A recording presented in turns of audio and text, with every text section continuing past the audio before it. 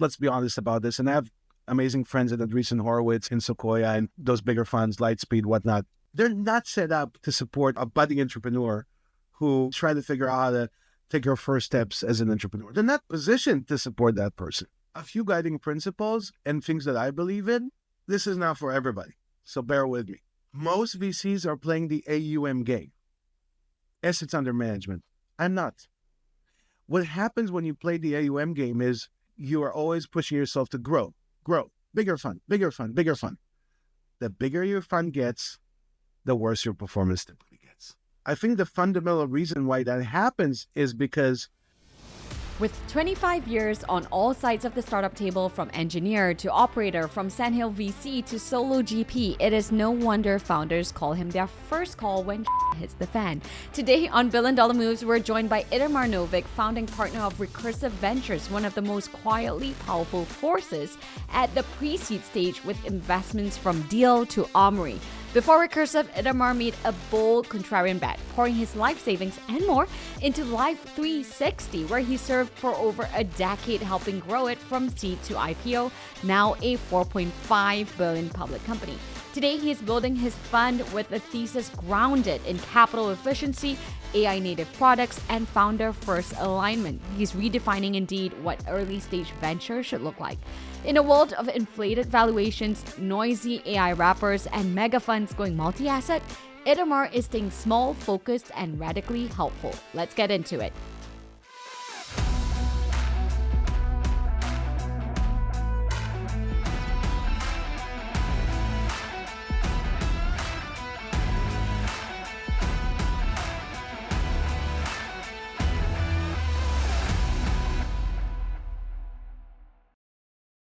the thing that I focus on most is making the most impact for my customers. And my customers are founders. And I believe that folks like me, solo capitalists who invest in the pre-seed and seed stage, provide the best service for founders at that stage, right, at the pre-seed. And that's exactly why I'm doing what I'm doing, so I can help these guys. I can help those founders as they're getting going, help them to get from 0 to 1, help get them off the ground to building a great company. I've been in the startup sort of scene for 25 years. I'm originally from Israel. I moved to the Bay Area, San Francisco Bay Area, about 15 years ago, but I've been coming in and out of Silicon Valley for roughly 20 years at this time. And obviously, I've gone through a lot of learnings. You know, we always grow and learn, especially in startups, and there's new waves of innovation and technology. You know, we're in the first inning of AI now, which is obviously very exciting. I'm not a great CEO. I'm great at supporting CEOs. That's sort of what I've learned, supporting people, you know, folks like Chris Holes, who's the CEO, founder of Life 360, and took it all the way from inception to IPO and beyond. That's sort of where I shine, and that's what gets me excited. The thing that I enjoy most is when I'm the first call, when, you know, S hits the fan, right? There's some issue in a company that they need to overcome it. Maybe it's a board member, maybe it's a VC, maybe it's fundraising related, maybe it's related to an employee or friction between different founders. Those are kind of things that I love solving, and I love being there on the founder side to help them out. And I feel like the job I have today, you know, running Recursive Ventures, best positions me to do that thing that I'm so passionate about. Just for those that are in the rough right now, I guess, as a CEO and realizing they might not be good at it, what was the telltale sign that you're more suited to be an investor versus an operator? It grew on me over time. Look, I've done both very, very extensively, right? I have more than 20 years of operating experience. Over 10 of that are in very senior executive positions. I've also started my career as an engineer. So I was also an individual contributor and a mid-level manager. So I've kind of seen this play out from a lot of different seats around the startup theater, if you will. And then I've also been an institutional VC, right? Because I started my career on Sandhill Road, being a senior associate at a firm called Morgan Ventures. Then I helped start an accelerator, actually. And I've been angel investing and advising companies before I set up this fund. So most of where I am today is just really trying all those different things, experimentation and trial and error as well. Obviously made a bunch of mistakes along the way that brought me to understand that this is what I think I'm good at, and also getting feedback. My superpower for the companies in my portfolio is getting them funded in their next funding round. That's my superpower, right? I've helped over 50 of my companies raise their Series A and beyond. So I have a full program around this is how you build a deck, the narrative, here are the KPIs that you need to hit. We back channel with different VCs. I make the intros and we keep back channeling until we get it done. So before I set out to really construct Recursive Ventures to be the best firm for pre-seed founders or starting off, I did a survey and I asked my founders, I have over 170 founders in my portfolio, what's the number one thing that you want from your VC? And guess what? You'll be surprised. It wasn't necessarily mentorship or help with hiring. We've got a lot of full service firms out there like Andreessen. It was, we want our VCs to help us raise money. That's what they're here for. They invest and they help us raise the next chunk of money. So I built my firm that way to best serve my customer. I help my founders raise their next round, right? So instead of kind of trying to figure out what I think folks need, what I think founders need, I just went out and asked them, and that's the answer I got. And that's how I constructed my VC firm. And let's take a step back here. Life 360, you spent something like 12 and a half years with this company, building and supporting Chris, as you said. But it did start with a partner not believing the vision that you and Chris saw. Bring us back to that moment where you decided to bet all your life savings, so much so that your Israeli mother-in-law came up to you and said, boy, what are you doing? Yeah. It's one of those crazy moments. In life, there's some of these like intersections where you can take a right turn or a left turn and you just don't know what's on the other side, right? I was a junior VC on Sandhill, and one of the partners at my firm, Recursive Ventures, sourced Life 360 at the seed stage. I did all the diligence work and I was like, there's something here. I see it, right? I see that in the numbers also. I see that consumers love this. So Life 360, the family network, is all about safety and peace of mind for families. An always free feature is always on location. So, mom and dad can see where the kids are at, where everybody's at. So that's kind of the core basic piece. But then on top of that, the company built multiple subscription products, such as crash detection and response.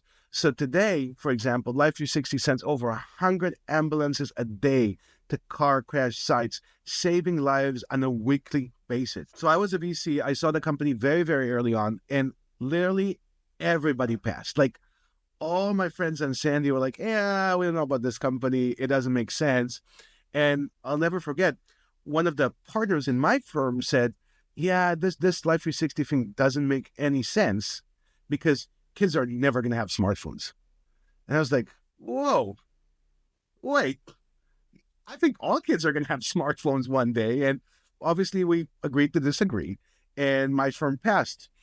And then I stayed in touch with the company. I helped the founders a little bit. I was a little bit of an advisor. And they came to me and said, Itamar, you're like the only VC that really understood what we're up to. Do you want to just join us, maybe? And I had a long track record of being a product manager and a product executive, helping building products, right? I joined the company and the founders told me, look, like there's a third co-founder that has a bunch of equity and he wants to leave, that third co-founder. So we can arrange for you to buy out that co-founder. I was like, okay, if I'm doing this, if I'm leaving venture, my cushy venture job to go work at a company, I might as well go all in. That's my opportunity. So I took every cent that I had to my name. I borrowed money on top of that. And I bought out that co-founder very, very early in the journey and sort of joined Life 360 as late co-founder and then helped build the company from seed stage all the way to IPO and beyond. The obvious thing I'll say about this is it was just a huge bet. It's like taking all my life savings, all the money I had at the time, borrowing more money. So taking on liabilities to do this crazy, big move.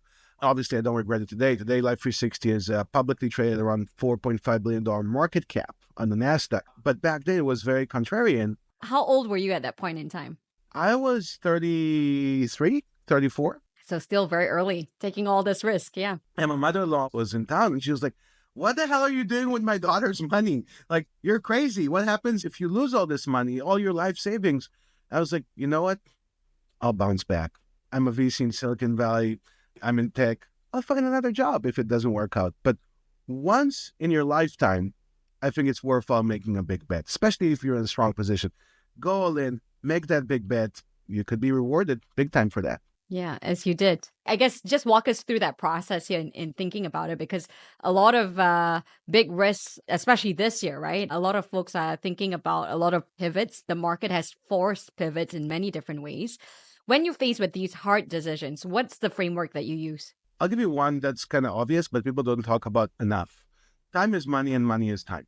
So for me, if I'm going to spend all my time building something, I might as well want to maximize my exposure to the potential success of the time that I'm spending. So it kind of adds up to this big bets narrative. When I'm making an investment decision, or I'm making a decision to join a company, or I'm advising somebody to join a company or build something, right? I always think about it with more of a VC kind of framework in mind of like, okay, are you joining the right people? And are you going to learn in this journey? Is your learning curve going to flatten quickly, or are you going to keep learning a lot? Because if you're learning a lot, you're learning from the right people, that's a worthwhile endeavor. One. Two is the thing that you're pursuing, right? This company, this business, is it big enough, right? Let's say if this thing theoretically works out the way you want it to work out, 5 to 10 years from now, is this big? Is this going to make a huge impact on people and potentially create a multi-billion-dollar company? So that's like another criteria that, again, I have in my investments, but also in how I spend my time. I'd rather prioritize things that would make a bigger impact. And then obviously all the other stuff that VCs think about. So like when I give advice or when I think about joining a company as an employee, senior or junior, I put on my VC hat. And I'm like, okay, does this endeavor meet the VC criteria? If it does, then yes, I should be investing my time. Yeah, and 12 years is a very long time. Tell us a little bit about your chapter there. Why did you stay for that long? Were there times where you were ready to give up or switch the channel a different way? Well, at these type of companies, I mean, when I started, there were just a few employees at best. The company has gone through so many different iterations. You can't compare a seed stage company to a Series B company to a public company.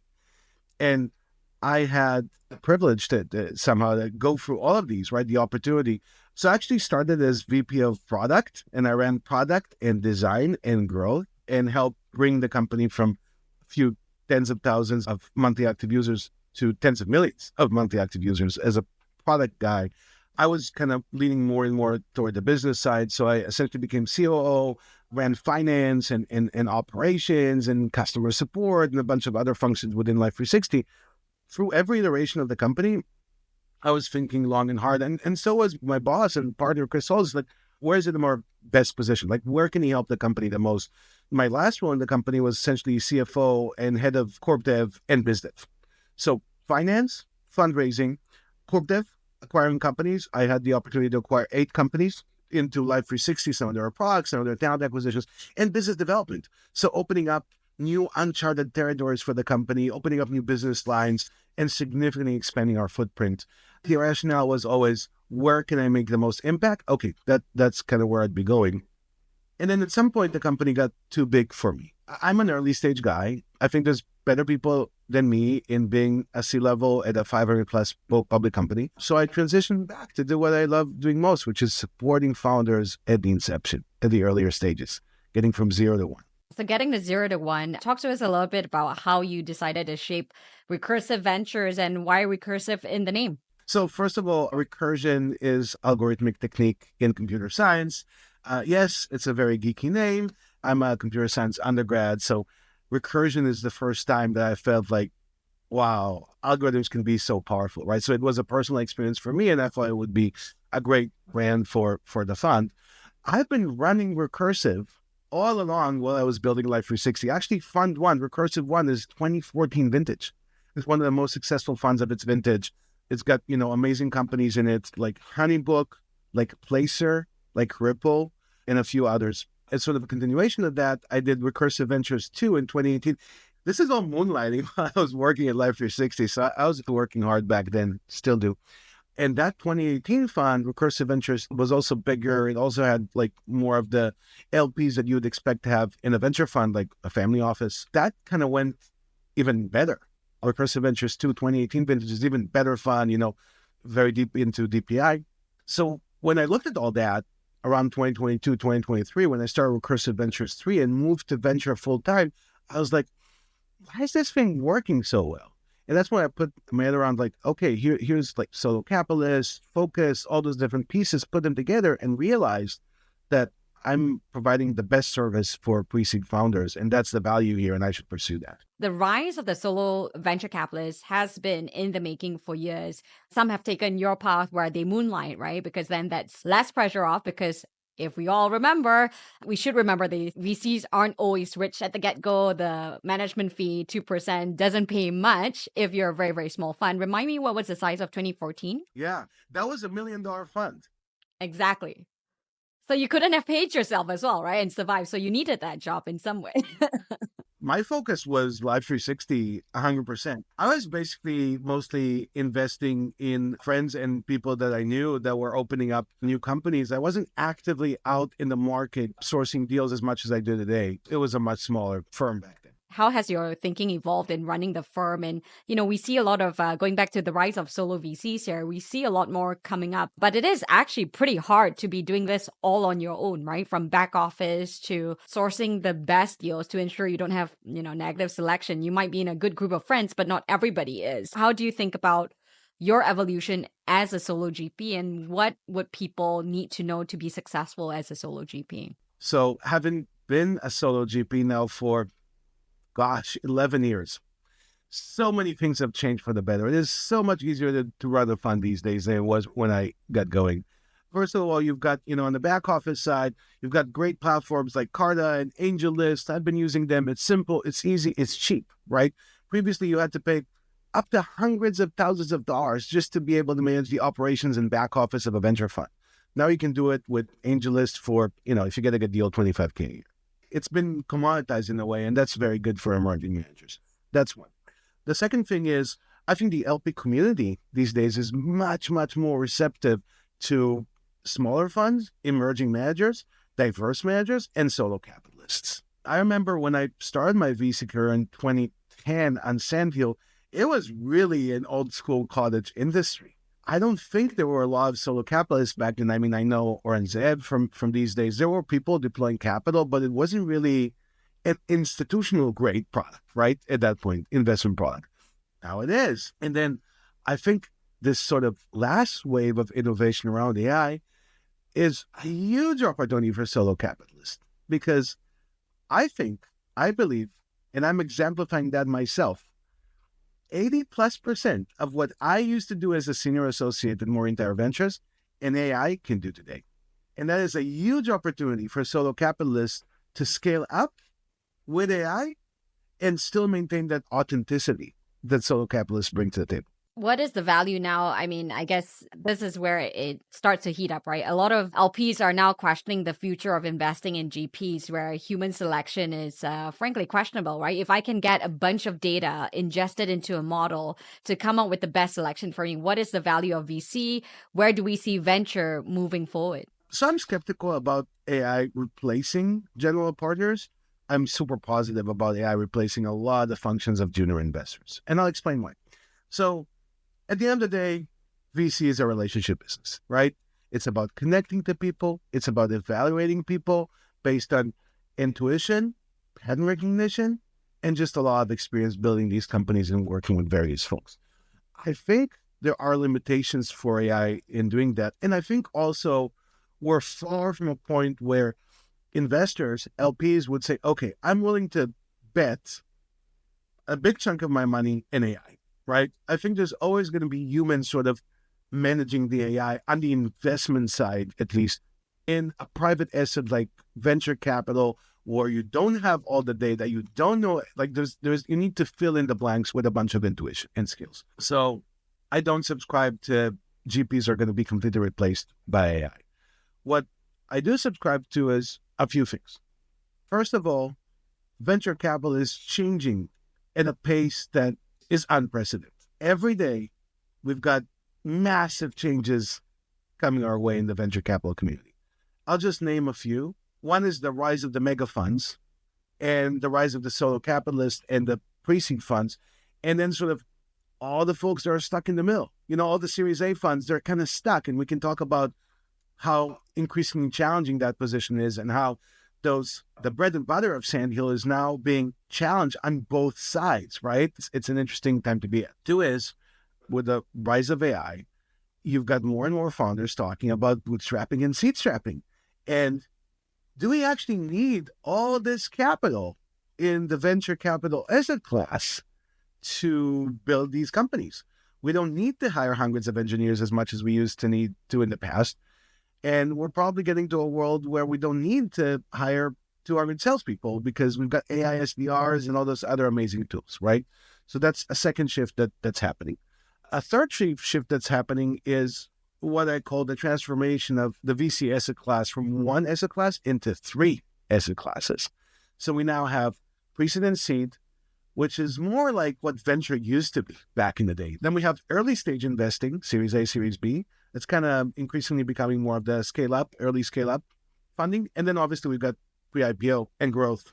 And each one of these requires different types of GPs, different portfolio construction, and different operational cadence. So as the VC ecosystem matures, you get more specialists. That means smaller funds, less partners per fund, and so on and so forth. So all those things are happening at the same time at increased pace, and I think are reshaping the world of venture capital.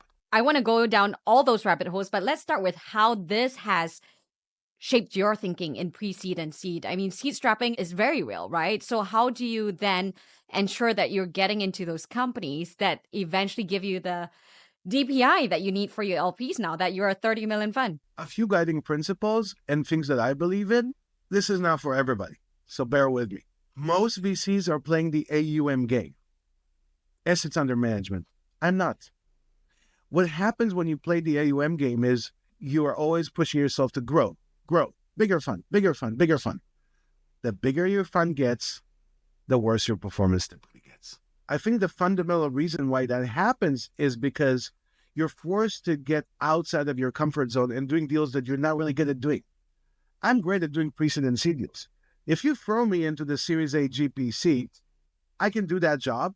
But if I try to do that at the same time I'm doing pre-seed, I'm inherently going to lose. It's a different asset class. It works differently. It moves. The pacing, the flexibility that you need, the mindset that you need is inherently different. So if you're a seed fund, and let's say we run a $50 or $100 million seed fund, you're really positioned to win. But if your next fund is a $200 million fund and you still call yourself a seed fund, guess what? You're not a seed fund anymore. You're a Series A fund as well. So that playing that AUM game, which unfortunately both GPs and LPs push this kind of unnatural growth, is a huge mistake. I'm not doing that. I'm not playing the AUM game. I'm staying small, staying focused, staying lean. In order to stand out, you need to be both vertically and stage focused. So for me, I mostly invest in data and AI projects. Sure, it's fair to say that AI is now what everybody's investing in, but I've been investing in AI and data for 10 years. And my track record is very closely tied to the rise of this kind of new technology. So I'm going to keep doing what I'm good at. I'm not going to do clean tech or energy or bio, or it's like, I don't know that stuff. So why would I? Oh, because I want to manage more money, I'd go and build, hire a partner to do healthcare. No, it's not what we do, right? It's not what I know how to do. So focus on stage, pre-seed and seed, and focused on space, data and AI. That's the second thing. The third thing, which I think is not controversial, but not a lot of VCs do, is I think as we move to support younger and younger generations of entrepreneurs, right? Gen Zs, for example, I think Gen Zs, they don't care as much about those big brands. Like, obviously they want to get check from Sequoia, great. But like Gen Zs care about individuals. They want to get funded by people that they like, that are in front of them and that speak to them. So for me, one of my main pillars is becoming an influencer VC. And that's why you see me write, on LinkedIn, on X, showing on pods. I'm eventually going to launch my own pod. And the thing that I try to speak to is helping those founders early in their journey. And by consistently doing that, you stand out and you've got the best and brightest, founders coming to you saying, Itamar, we want you to fund our company. And that's what I hear increasingly in my work. I want to sort of double click on the rise of the mega funds here and also the shape-shifting actually of the mega funds. Lightspeed has become an RIA. This follows Sequoia's like evergreen structure. Many of these mega funds are now becoming investment advisors essentially. And what are your thoughts here on the shape-shifting of the big guys in venture? Yeah, I think it's a natural evolution. We've seen it. It's a consolidating move where you're seeing those big, so-called, because they're no longer venture funds in my mind, transitioning into being a much broader financial services firm. Because they are playing the AUM game and they are competing over who raises $7 billion next and $10 billion and $20 billion. That's really the game that they're playing. And I think that's excellent for them and it's excellent for entrepreneurs. They really are doing the best that they can to cater to growth stage, even early stage. They are increasingly finding ways to support their companies if the IPO window is not open, which is sort of the case, even though eToro made it through yesterday, which is exciting. Most companies are blocked essentially from going public these days. Obviously, we've had a lot of scrutiny on bigger M&A from the government. Maybe that's going to change, maybe not. I don't have a crystal ball. But what some of those bigger funds, becoming investment advisors are doing is they're really setting them up to support companies through whatever life cycle they end up going through, right? And I think that's great. I think it's a positive thing. What I think it does do as well is it clearly delineates between what's a venture fund and actually a financial services firm. I don't think these guys are venture funds anymore.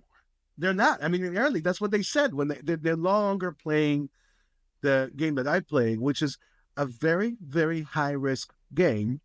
And at the same time, necessarily having a true commitment to support those founders at the very early stages.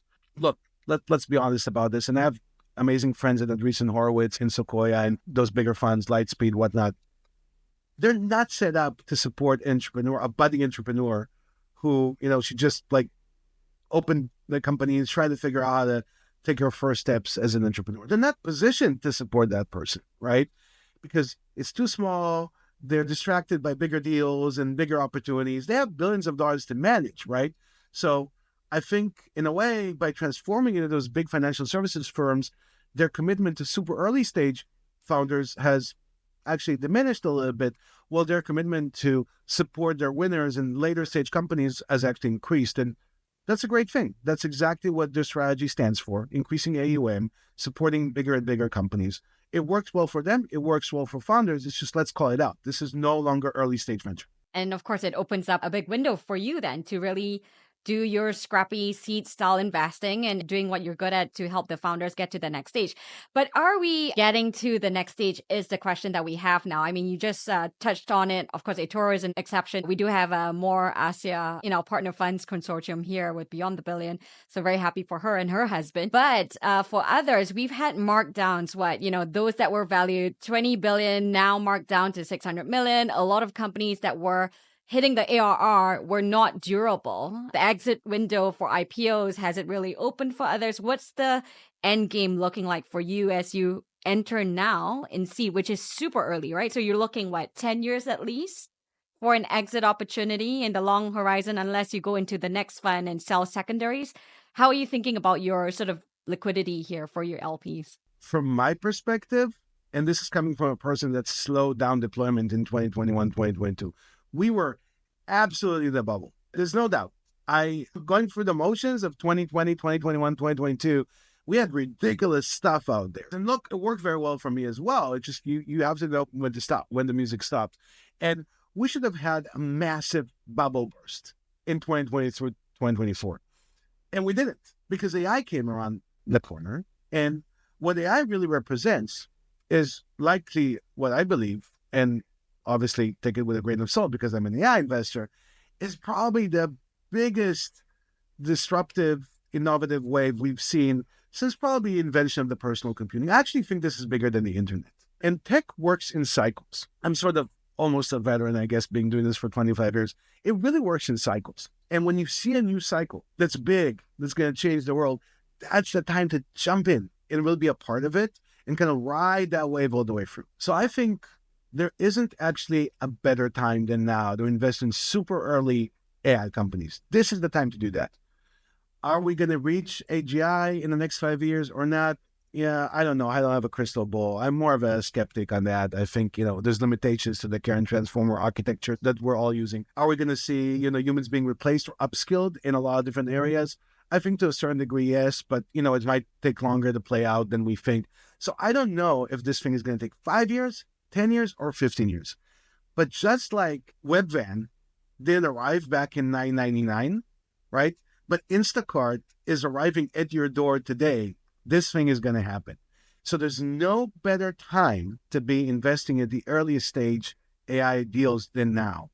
And that's why I'm doing what I'm doing.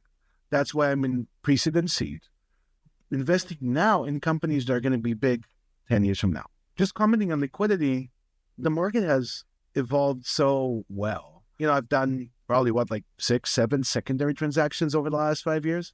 And I'm proud of that. I think it's great to bring liquidity to your LPs. I think if you're a pre-seed investor, you need to have a secondary strategy, right? You need to be ready. You need to have the right framework to be able to pull the trigger on secondary transactions. And I don't think I should be a fiduciary of my LP's money at a pre-IPO stage because I'm not a board. I'm not a banker. I don't know when this thing is going to go public. So if I have a great opportunity to return money to my investors so they can funnel it back to whatever they think is right, early stage venture, late stage, then that's my job. Then I should do that. I should offer them that liquidity. I should offer it early. I should focus on IRR, and I should wire the money to my LPs so they can circle it back into the industry. And that's part of the role that we have to take as super early stage pre-seed investors. Yeah, so I have a question there. I mean, this is a tricky one because part of being the pre-seed and seed investor that you are, we're betting that you're taking the right bet for us to have the right amount of ownership and you hold it for a strategic amount of time so that I get the maximum exit, right? It almost conflicts with what you say in that you don't want to be the fiduciary all the way to the IPO stage. What is then the role of a pre-seed and seed investor if not to tell us when to hold and when to let go because we've built now the ownership? Yeah, no, that's a great question. And thanks for pushing back a little bit there. I appreciate that. Let's talk about it. This is hard. I think folks like me who manage pre-seed and seed funds should absolutely be a fiduciary of all the early, first few years of a company's life cycle, right? Obviously, I track, I touch base, I figure out what's going on from Series A, Series B, Series C. As the company, let's say up to $100 million of ARR, into ARR is even going to be what matters a few years from now as we move to consumption-based models, which is a whole different conversation. But I should be on top of it and I should know what's going on. But then there is a stage, and this is coming from a person who took a company public as a CFO, right? So I've been through that journey myself. There comes a stage where it really is becoming increasingly less dependent on the company. Of course, how the company performs is really important, and more dependent on the market. So is Trump going to throw out a new tariff tomorrow?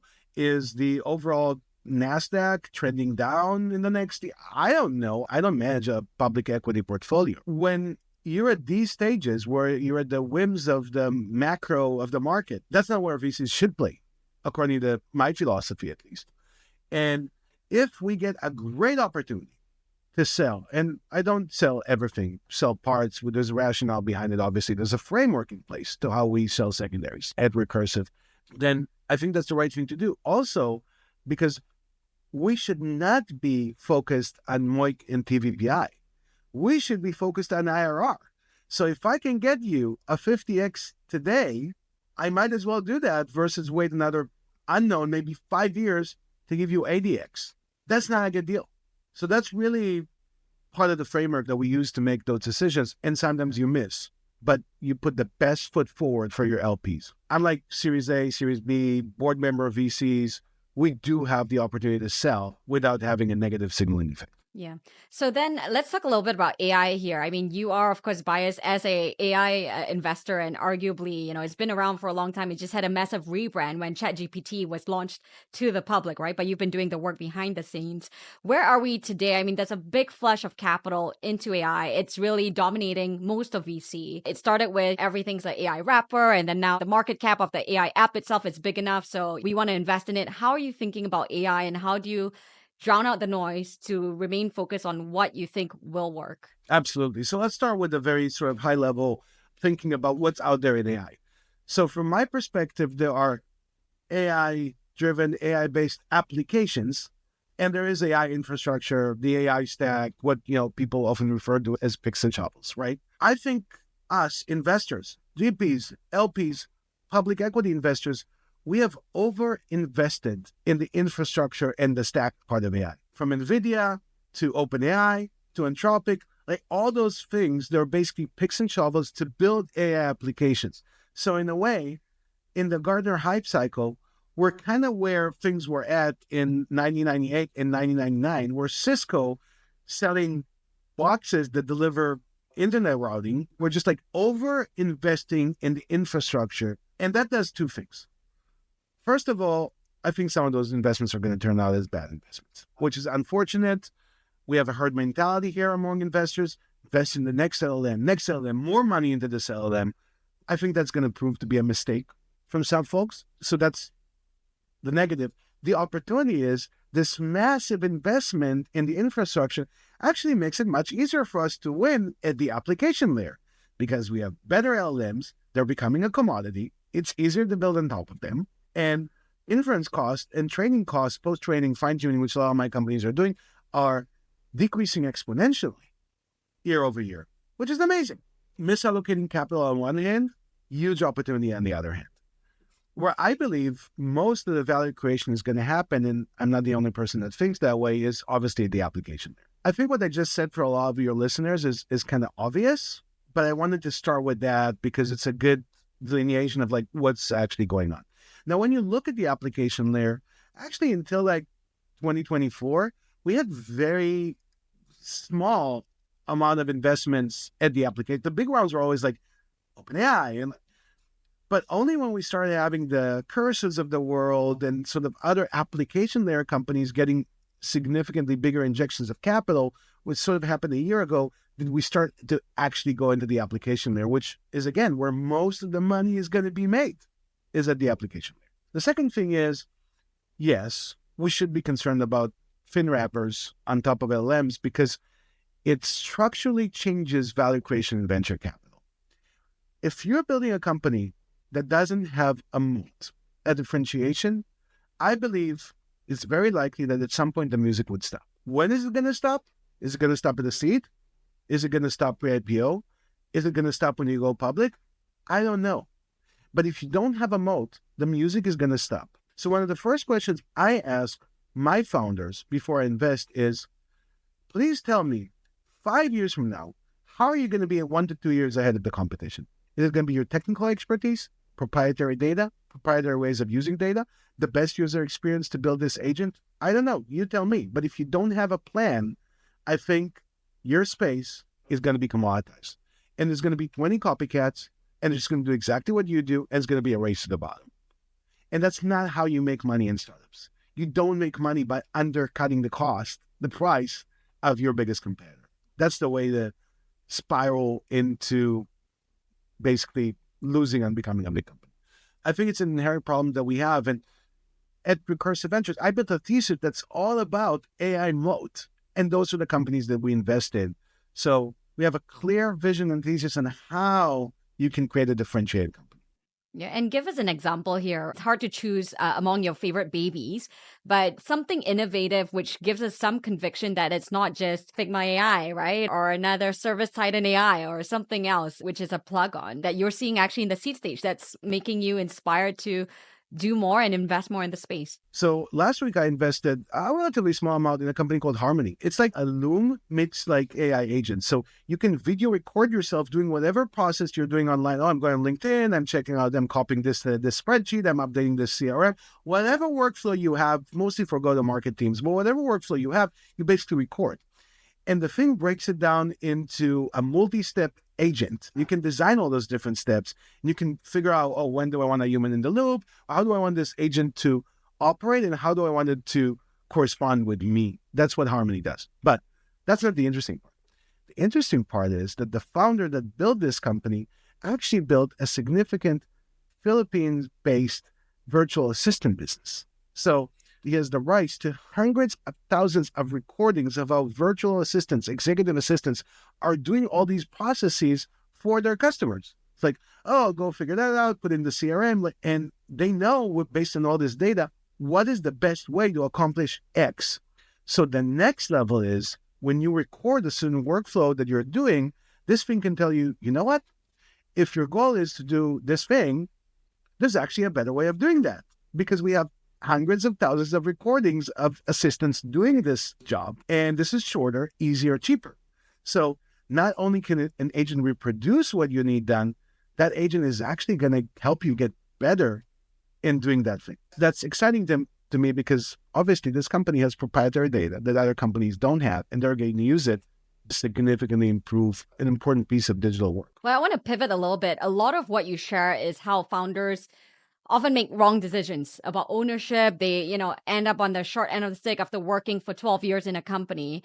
I want to ask you this question for the founders that are, in the later stage, but they're navigating an environment where a lot of it, based on what we just talked about in this last hour, the fact that a lot of the valuations were mispriced, bad deals were done, ARRs were put at a, target that was not really durable in this environment, right? We're almost like, I think I've seen deals where they were matching the trajectory of 2120, where it's no longer even possible given what's happening in today's market environment. What is your advice to these founders to ensure that they get out in the best way possible? What I read about for the benefit of founders is a combination of what I call VC horror stories.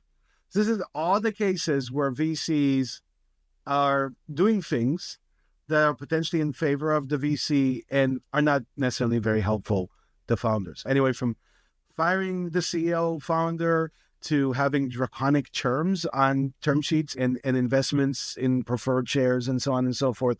So those are more things that founders should be aware of.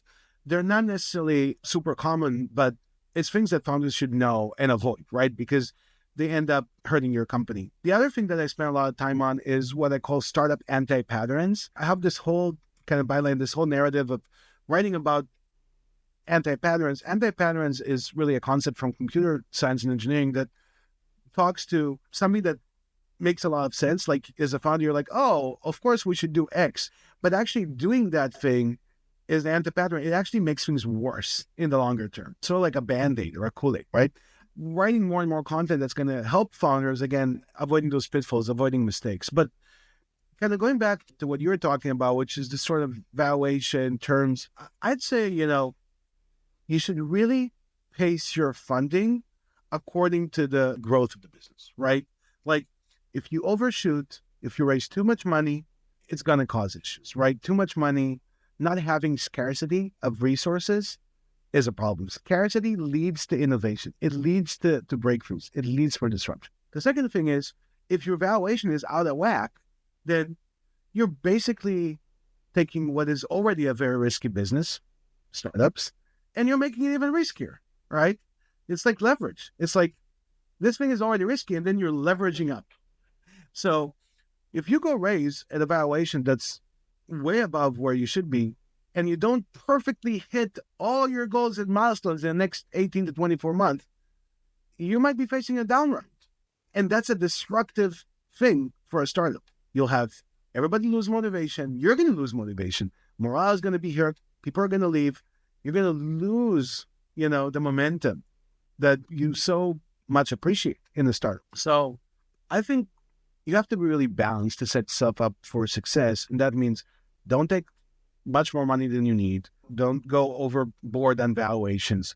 Those things actually increase your risk. What I tell my CEO founders very often is, look, this startup thing is super risky. A big part of your job is to de-risk this thing for your investors, for your partners, for your employees, for all your stakeholders, right? You're in the business of de-risking. This is already inherently risky. You don't have to make it worse. You just need to make it actually easier for people to win versus create hurdles that could make it harder for them. Love it. And we're under the wire here. So I'm going to end with a game because we're not doing this in person, but usually you get to pick. $1 billion questions. The question is, let's redesign venture for a second. If you could kill one practice in VC today and double down on another, what would it be? Oh, this is controversial. You're going to love this. Preferred shares at the seed stage.